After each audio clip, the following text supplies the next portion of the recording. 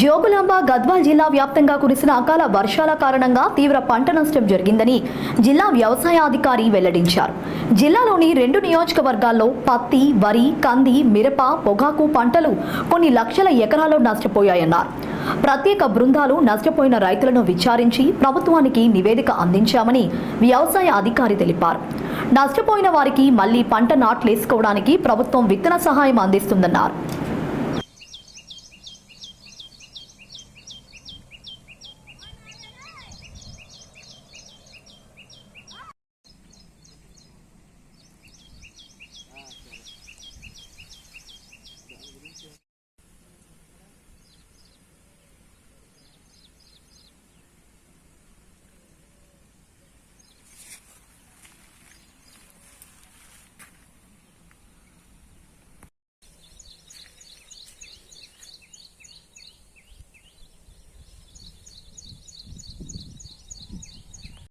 వర్షం ఎక్కువ పడినందువలన దోమబడి చేనుకి అసలు ఈ దోమ పడింది, ఇట్లా దోమబడి ఆకులు ఇట్లా పగిలిపోయి అంత మంచిగా లేకుండా అయ్యి ఈ చెట్లు కూడా ఎదగడానికి చాలా ఇబ్బందికరంగా ఉంది.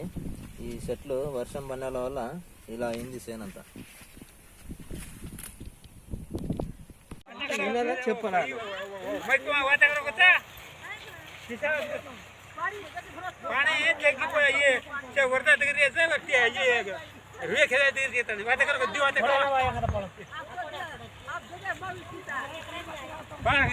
कुठे काढ रे